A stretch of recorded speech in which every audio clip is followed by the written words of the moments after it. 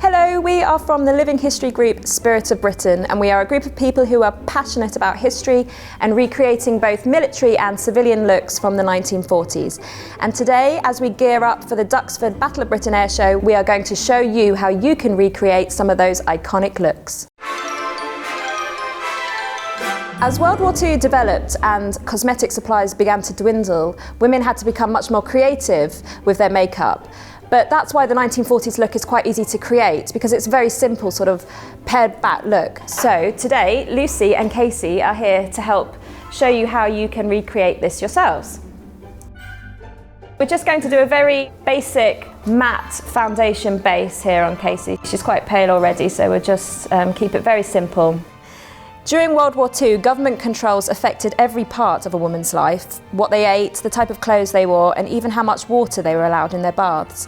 And in the face of this chaos, women were still expected to look their best, and how they presented themselves was the one thing they still had control over.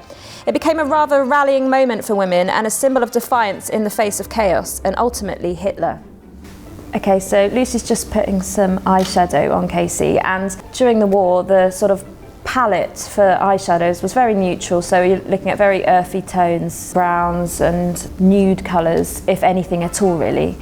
I mean, when you look at pictures of women during the war, most of the time they're not even really wearing any makeup. That's probably because they didn't have any, and if they are wearing makeup, it really is just that sort of red lip and then maybe a bit of eyeshadow. So we're going for a very subtle look on the eyelash, just a very small slick of mascara there.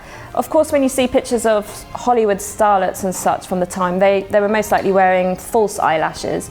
But the mascara tube as we know it didn't really exist then. They had a sort of brush, wasn't it, with a sort of cake of mascara, and it was a bit awkward. So we want to just keep that nice and subtle. We're just going to add a little bit of pink to the cheeks, or rouge as they would have called it. And one thing that they could have done if they'd run out of rouge during the war is use beetroot. And we know that women did do this, and they used it for their lips as well when they ran out of lipstick. So now moving on to the iconic red lips. So even if you have hardly any other makeup on, you can put on red lipstick and people will instantly recognise it as a 1940s makeup look. The lipstick that we've chosen is a very matte finish, and that is more like the lipstick that they would have had in the day, but in order to put it on nice and evenly, we've added a little bit of lip balm to the brush just to make application a lot easier. One thing that they also used to do was overline the lips, so go over the natural line of your lip, just to make your lips appear fuller. So I think that the red lipstick has become so iconic of the 1940s makeup look, really because if you had nothing left in your supplies of makeup, all you needed was one little bit of red lipstick left at the bottom of the tube, and they could put that on and they would feel glamorous and fully made up. Gorgeous. So the last step is just to apply a matte powder all over, just to take away the shine, and that's it. Nice and simple.